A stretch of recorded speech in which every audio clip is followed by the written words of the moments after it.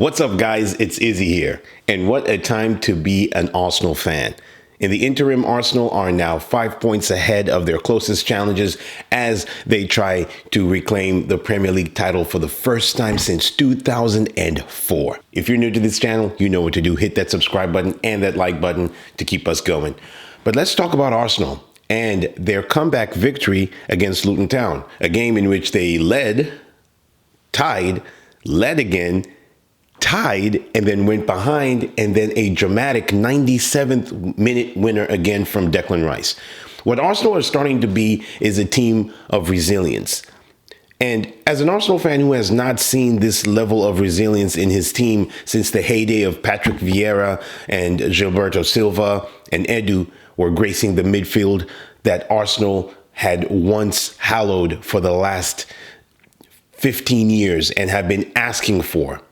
It is a nice change to see a team that is now not only confident when they go into games, but one that shows an incredible resolve to come from behind. Now, Luton Town is a game that I had told you previously was going to be a very tough game. Not because Arsenal couldn't take on Luton Town or that Luton Town have comparable players to Arsenal, but the main thing that I was worried about was the mentality that Arsenal would go to and have in this game, because when you're facing a team that knows they have to get a point against you at home and they will do anything to get that point, you have to be on your toes. And Arsenal showed glimpses of why we were worried that they might not make it to the end again as they challenge for this title. David Raya has been questionable in goal, and whether or not it's a teething problem that Mikel Arteta is having to deal with, whether it's the politics of him and Aaron Ramsdale fighting for that number one position, we don't know. Only the people in the squad know. But one thing that we do know is that he's not comfortable yet. And one of the things that Luton Town exploited very well was that lack of confidence. And when you see him concede the goal against Ross Barkley, something that you definitely would see another keeper such as Edison save, a keeper such as Alisson save. And when you see the corner kick goal that he conceded just before that, you start wondering whether or not Mikel Arteta made the right decision. But Arsenal have this resolve, and they have something that is very different from the squad that was put together last season by Mikel Arteta, and that is Declan Rice. This guy embodies everything that Arsenal have been crying for pretty much since the departure of Patrick Vieira as he went to Juventus in 2005. And Arsenal have been wandering in the wilderness. They have been trying to look for a player who is going to be a midfield marshal in the same vein. We have gone through players such as Flamini. We've had players such as Denilson. We've had players such as Diaby, players who flattered to deceived, players who showed glimpses of what we would want them to be in the midfield, and they just didn't become the final end product. Whether it's because of injuries or whether they were not good enough, Arsenal had been crying out for a player such as Declan Rice. Now, it's still pretty early in his reign as an Arsenal midfield general, but one thing that we can say is that he embodies the heart and the spirit that every Arsenal player wants to see in the team. And his 97th minute goal is everything that we want from him. He can now score goals. He can bust forward with a ball. He can defend. And man, he is just an incredible player. And the fact that you can hear such pundits such as Graham Souness who are like, he's not world class or he's not this and that, that's only going to strengthen his resolve to make him the better player. And so when you think about the fact that Arsenal had to show this level of resilience against Luton Town, a 97th minute winner meant so much to not only the players, but to the fans, because you have to get Arsenal fans on board. We've seen so many title challenges crumble over the seasons, and there seems to be something slightly different. Call it last year and call it this year. There's something different about this Arsenal squad. And when you hear Tony Adams talk about Unai Emery doing a better job than Mikel Arteta, I vehemently disagree with him.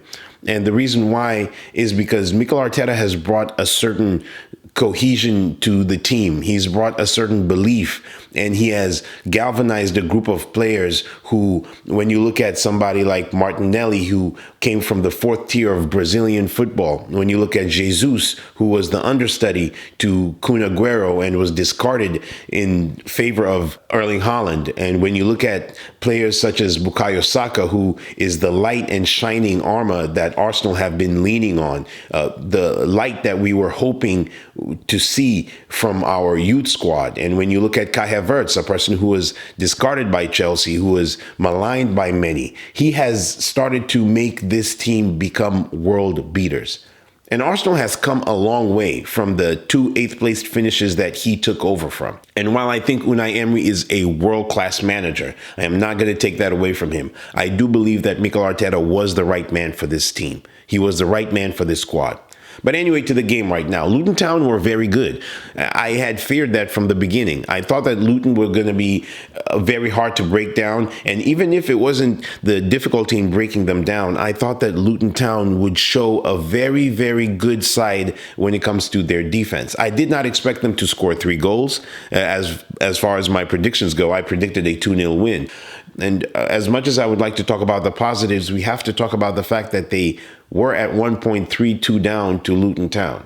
And while Luton are a team that's going to be spurred on by the confidence and belief that they would have taken from the middle part of this game, as they were able to actually hold Arsenal at that particular point to not as many chances, because Arsenal were huffing and puffing for a great majority of that game. The thing that Luton Town did very effectively was that they bullied Arsenal. And what made this game more of a positive for Arsenal is that they overcame being bullied.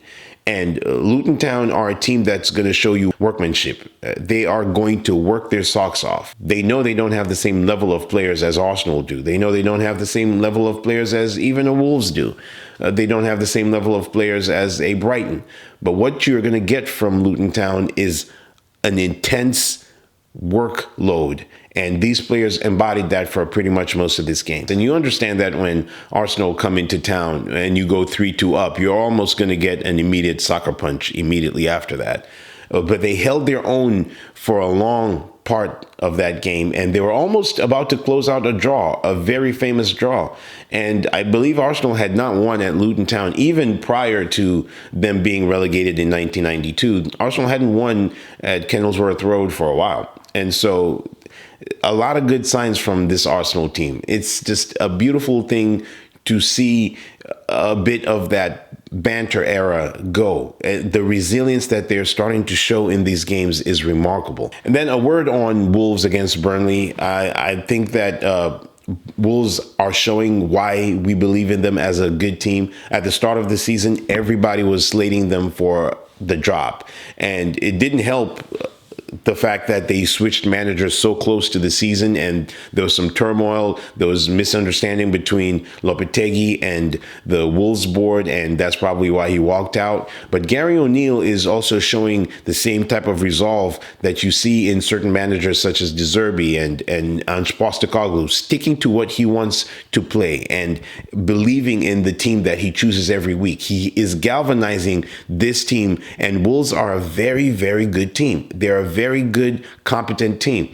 And if they continue in this vein, they might have an outside shot of just being right under the top 10 teams in the league. They possibly could even try and make Europe if they keep playing the same way they do. The only problem that Wolves have, and what I saw in this game, is that they just don't score as many goals because their overall play is good. Their organization is very good. They have very good wingers, and Gary O'Neill is working with scraps, and he's making a very, very good fight of it.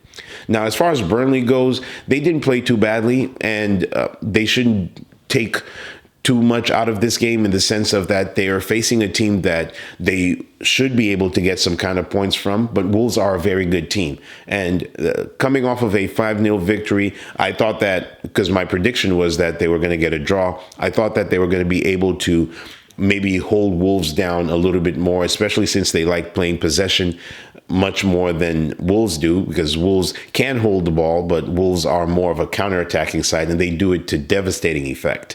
And then you also see the fact that Hwang Hee-chan is doing very well as a Wolves striker. I do believe he has about 6 or 7 goals for the season, and that is very important for them to have somebody who's consistently firing, because Wolves don't score that many goals. But in the game that they were playing at Molineux, you would have expected them to come out flying off the traps. The only worry for me is that they don't score too many goals, and hopefully that doesn't impact them too much in the future. But anyway, guys, let me know what you think. Arsenal is a totally different animal now. Hopefully this is the end of the banter era for us. When you see teams such as Chelsea and Manchester United, who hitherto we were trailing in their wake for a very long time, it's very refreshing to see Arsenal become the team that they are right now. And a lot of credit goes to Mikel Arteta for all the good things that he's been able to do. He does need to sort out this goalkeeper situation. I do believe that some of it's also hyped up by the fact that Ramsdale is English, and the English media would like to see an Englishman in goal for Arsenal. And whether or not they trust Pickford as much as they claim they do sometimes, I think that some people want him to usurp that position, and maybe that's why we keep on hearing a lot about the position that Ramsdale is in and how terrible or how bad David Raya is. But anyway, guys, up until the next time, I'm going to have previews for the games today. Thank you for watching, and peace.